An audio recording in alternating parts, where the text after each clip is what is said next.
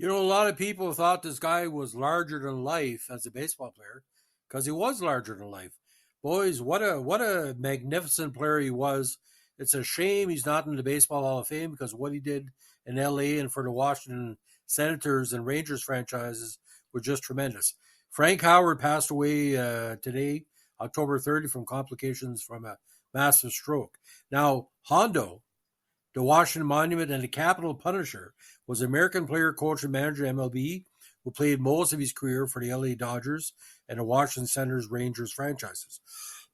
One of the most physically intimidating players in the sport, Howard was 6'7" and weighed between 275 and 315 pounds, according to Senators Rangers trainer Bill Ziegler. Had one of the biggest strike zones in the history of baseball, and when you gave him a bad pitch, that ball was gone.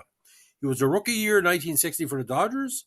He twice led the American League in home runs and total bases, and won each in slugging percentage, runs batted in, and walks. His career 382 home runs were the eighth most by a right-handed hitter when he retired.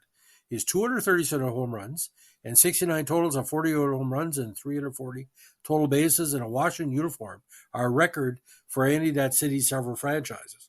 Howard's Washington, Texas franchise records of 1,172 games, 4,120 at-bats, 246 home runs, 1,141 hits, 701 RBIs, 554 runs, 155 doubles, 2,074 total bases, and a .503 slugging percentage have since been broken. Now, Howard was born in Columbus, Ohio, to John and Irma Howard, the third of six children. His father was a machinist for the Chesapeake and Iowa Railway and had played semi-pro baseball, later on encouraging his son's interest in the game. Now, when he attended South High School in Columbus and Ohio State University, he eventually excelled at the college baseball level and college basketball for the Ohio State Buckeyes. He was an All-American in both basketball and baseball. He averaged 21.1 points and 15.3 rebounds in 1957 and was drafted the following year by the Philadelphia Warriors of the NBA. Now, instead of going into basketball, he signed with the Dodgers and won the Sporting News Minor League Player of the Year in 1959 after hitting 43 homers in the PCL. After a handful of appearances in 1958 and 1959, he succeeded former Brooklyn Dodger All-Star Carl Furillo as the LA's right fielder in 1960. He was named the NL's Rookie of the Year with a .268 average and 23 home runs and 77 runs batted in. His teammates gave him the nickname Hondo after the character in a very popular John Wayne film because he would carry himself like the Duke.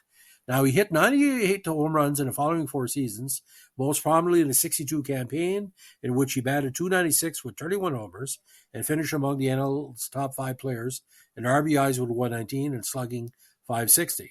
He won the NL Player of the Month award in July with a .381 average, 12 home runs, and an incredible 41 RBIs. As an outfielder starting 127 games, completing just 91, he was credited with 19 outfield assists. The league leader, Johnny Callison, started 147 games and had just 5 more. The season ended with the Dodgers and San Francisco Giants tied for first place. In a 3-game pennant playoff that followed, Howard only had a single 11 at-bats and struck out 3 times against Billy Pierce in the first game, including the final out, but he had a run and RBI in the second contest, an 8-7 win. The Giants eventually took the pennant in 3 games, but Howard ended up ninth in the MLB's MVP player voting that campaign. In 63, his production dropped off with 273, 28 homers, and 64 RBIs, but the Dodgers won the pennant, and his upper deck solo home run off Whitey Ford broke a scoreless tie in the 5th inning of Game 4 of the World Series, helping LA to a 2-1 win in a sweep of the Yankees. He again hit over 20 homers in 64, and on June 4th, his 3-run home run in the 7th provided all the scoring in Sandy Koufax's third no-hitter, a 3-0 defeat of the Phillies. Howard had also homered for the final run in Koufax's first no-hitter on June 30th 2 years earlier, a 5-0 win over the Mets. But the team's 6-2 move into a pitcher-friendly Dodger Stadium hurt power hitters, and speedier outfielders like spray-hitting Willie Davis were seen as more in line with the club's future. Now, Howard's .228 batting average in 64, combined with regularly high strikeout rates, led to his December trade to the Senators. Now, with the expansion franchise, he became the face of the Senators. Now, the Senators had relocated to Minnesota and became the Minnesota Twins. This center team again replaced the original Senator squad. The 7-player deal, including future All-Star pitcher Claude Osteen to LA, to further strengthen his already powerful starting rotation. In 2005, Howard recalled welcoming the trade despite going from a pennant contender to a weak expansion team, noting, "I was essentially a four-door outfielder in LA, hitting 25 home runs a year in the biggest baseball park in America and doing it on 400 at-bats." He added, "What could I do if I get 550 at-bats? I had my best years with the Senators." Now, shifted to left field in Washington, Howard was unquestionably the center of the offense, leading the team in homers and RBIs in each of his 7 seasons there. But under managers Jill Hodges, Jim Lemon, and Ted Williams, the Senators were a woeful bunch, achieving only 1 winning season at that time. In '67, he had 36 homers, turned the AL behind Harmon Killebrew and Carl Yastrzemski as he entered the peak years of his career. During an amazing 1-week stretch in the spring of '68, May 12th to 18th, he had 10 home runs and 20 at-bats with at least 1 in 6 consecutive games. His 10 home runs are the most ever in 1 week. He would go on to hit 13 homers in 16 games, a mark that still stands, matched only by Albert Bell in '95, and of course a diluted AL. Howard finished the season leading the AL with 44 home runs, .552 slugging percentage, and 330 total bases, and was second to Ken Harrelson with 106 RBIs. He made his first of 4 consecutive All-Star teams that year, notably at the rather late maturing age of 31, after winning Rookie of the Year honors with the Dodgers at age 23, 8 seasons before. He also placed 8th in MVP balloting, although the Senators finished in 10th last place, 65 and 96. His hitting accomplishments in '68 were all the more impressive, considering that pitchers dominated that year. 1968 has often been referred to as a year of the pitcher, of course, for Gibson and for Jenkins and everybody else. Now, Howard wore number 9 for the time he joined the Senators through '68. When new owner Bob Short signed retired slugger Williams to manage the club, Howard happily surrendered number 9 so the Hall of Famer could wear it once again. Howard donned 33 for the start of the '69 campaign, and Williams played a major role in teaching him to be more patient at the plate, asking the slugger, "Can you tell me how a guy can hit 44 home runs and only get 48 bases on balls?" He encouraged Howard to lay off the first fastball he saw and work pitchers deeper into the count, advice which resulted in Howard's walk totals nearly doubling and 45 fewer strikeouts the first year. A year later, Howard added 32 more walks to lead the AL with a whopping 132. So you're seeing a transition in his game from power slugger to, odd base guy. Now, beginning in '68, Howard appeared semi-regularly at first base in order to limit the wear and tear of playing the outfield daily. In '69, he hit career highs with 8 home runs, 1 behind Killebrew's league lead, 111 runs, second the AL to Reggie Jackson, a .296 batting average, and a .574 slugging mark. On Howard's broad shoulders, the Senators had their best year ever at 86 and 76, but still finished far behind the Orioles in the East.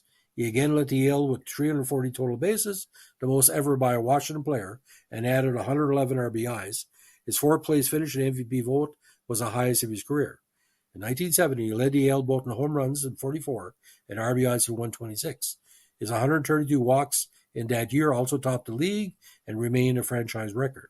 On September 2nd, he received 3 intentional walks from flame-throwing southpaw Sam McDowell, 2 of them to lead off an inning.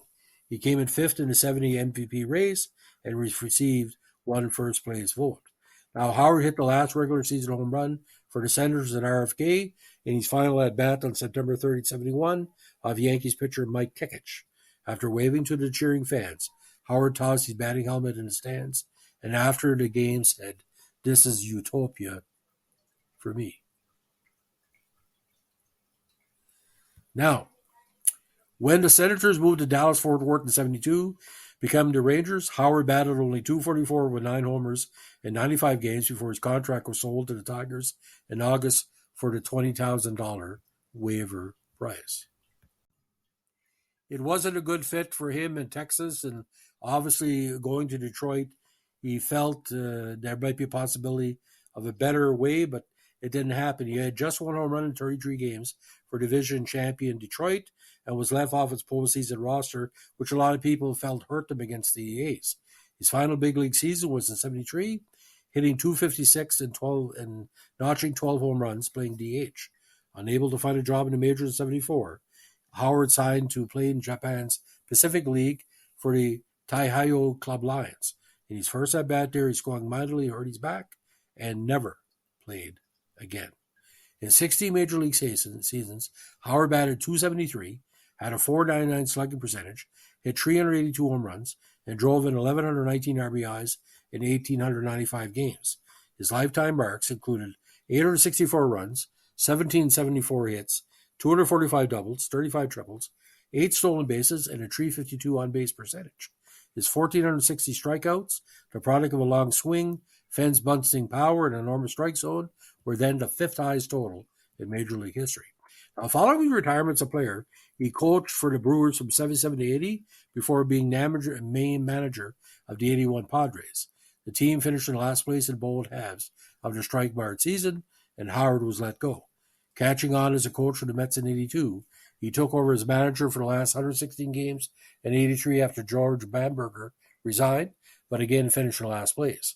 In all, he posted a 93-103 career managerial record. He also coached for the Brewers in 85-86, the Mets in 94-96, the Mariners 87-88, the Yankees 89 and 91-93, and the Tampa Bay Devil Rays 98-99. Since 2000, he had worked for the Yankees as a player development instructor. Now, back in 1972, Howard had thought that before much time had passed, another president would deliver the opening day pitch in the Capitol. He was only off by over 3 decades. On April 14, 2005, baseball returned to Washington. Reflecting on his 71 departure, he remarked, "I thought that within 5 years we'll be back. Well, 34 years later, here we are." During pregame ceremonies before the Washington Nationals Arizona Diamondbacks game at RFK, which featured players from both former Senators clubs, Howard walked out to left field and was greeted by a raucous ovation. At age 68, he joked, "I'm knowing going to play left field if I can make it that far without having a coronary. I used to be able to sprint out there, but I don't even know if I'm able to jog." I told former Senator Ed Brinkman, "For Christ's sake, call 911 if I have a blowout in left field." The only negative, of course, is that the Expos had to die for the Senators or the Nationals to come back. Now, Howard has spent many years helping to raise money for St. Jude's Children's Research Hospital, which is a big cause in his life. Now, Howard was married twice. His first marriage was to Carol Janowski, a secretary who worked at the Green Bay Gazette. The couple met and married in 1958 and settled in Green Bay, going on to raise 6 children. The marriage ended in divorce, and Howard remarried in 1991 to his second wife, Donna. Unfortunately, he died on October 30, 2023, at a hospital in Aldie, Virginia, have complications from a stroke. Now, what has Frank Howard meant to baseball? Well, here's this, ladies and gentlemen. He was that good, we forgot how good he was. Because the 1960s had a lot of marquee players, Walt Robinsons and all the great Yankee and the Dodger and, even the Oakland A's in the late 60s. But Frank Howard, when you think power, natural ability, Ted Kluszewski and Killebrew and Frank Howard. Howard was not your typical baseball athlete. He was cerebral, but if you put that shit, as we called it in our baseball thing, don't throw any of that crazy shit. If you threw within what he could swing at, because he had an enormous strike zone, over 2 feet, literally, it led to him hitting tape measure. This was before steroids, before analytics or whatever. Frank Howard, with the right team, could have easily hit 500 home runs. But with the Senators, he wanted to stay there. And the thing is, he never really got over, I think in a lot of ways, the Dodgers, not say getting rid of him, but kind of saw him as disposable. He was well respected in Washington. Can you imagine he played with the Orioles, the Yankees, or later, if he was capable enough, the Oakland A's, he would have been a great fit. So, ladies and gentlemen, the late, great Frank Howard, we're going to miss you. If you like what we're doing here, give us a like, comment, subscribe, or share on our Vintage Podcast, and keep on swinging.